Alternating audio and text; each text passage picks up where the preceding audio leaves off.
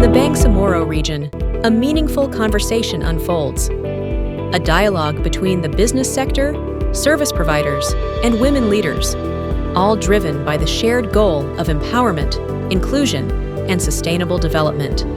Ang Unifil Women ay isang non-government organization na kabase sa Cotabato City. Ang area po namin ay buong region. May mga women organization po tayo sa Tawi-Tawi, Basilan, Maguindanao del Sur, Maguindanao del Norte, and dito sa Cotabato City. This landmark dialogue is organized by Unifil Women, Incorporated, in partnership with Manos Unidas, two organizations committed to uplifting women, advocating peace, and promoting inclusive economic participation in the Bangsamoro region. Yung mga babae noon na walang boses, sa ngayon na na-train na sila ng Unifil or ng bato, nagkakaroon sila ng kalakasan ng loob. Ibig sabihin, natututo silang ipagtanggol ang kanilang sarili. Sa Unifil Women, good luck for us. Bakit? Tayo ngayon ay palaban sa buhay. Ibig sabihin, ang mga kababaihan sa ngayon, kumbaga I am so very proud. Bakit? Yung mga tahimik na mga nanay ngayon, may boses na sila. Ibig sabihin, kayang-kaya na nilang tumayo sa kanilang mga pamilya. The event gathered representatives from local enterprises, service providers, and women's alliances to discuss pressing concerns, opportunities, and ways forward. Voices were heard, ideas were exchanged, partnerships began to take shape. So kami po yung in charge sa pag-promote ng mga product.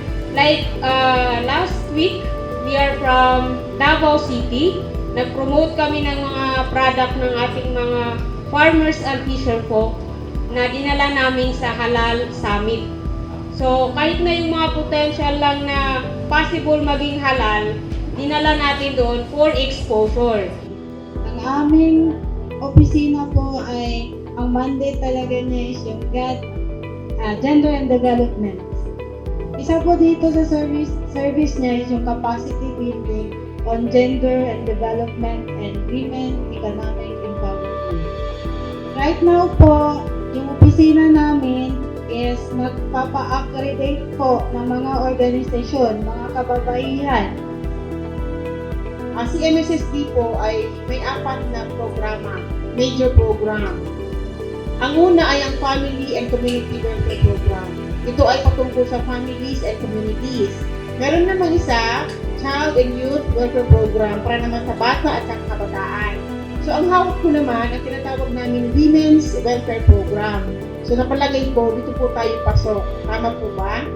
Sige po. So si Women's Welfare Program ay may 3 po kaming sub-program. Number 1 is tinatawag namin Tanggol, Bangsamoro Kababaihan. Ibig sabihin, pinagtatanggol po namin kayo. Pangalawa, ang pangalawa, Lakas, Kababaihang Bangsamoro. Ibig sabihin, nire-recognize namin, in-acknowledge namin ang kalakasan ng mga kababaihan. Tama po ba yon? Malakas po tayo. Pangatlo, yung policy development and research. Patungkol naman po sa mga kababaihan. Ang main services po ng Negosyo Center talaga is to register your business. The sole proprietorship, hindi po sa amin yung group organization, but sole proprietorship ang na business. Like kung meron po kayong sarili ng business, sa amin po mismo mag-register. But DTI certificate po ang makukuha ninyo.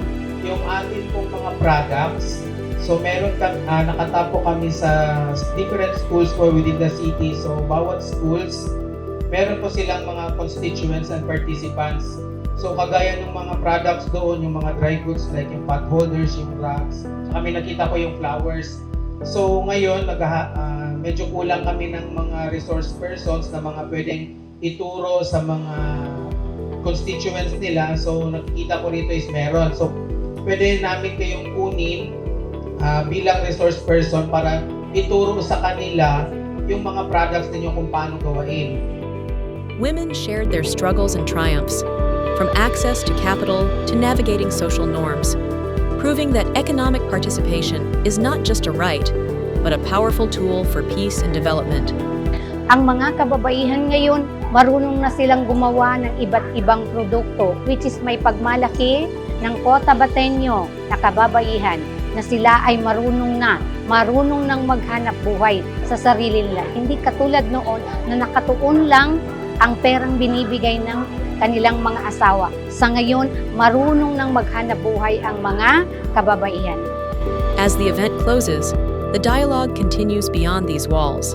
Commitments were made, collaboration was sparked, and together a future was envisioned, one that empowers, includes, and uplifts. In unity, there is strength. In dialogue, there is change. This is just the beginning.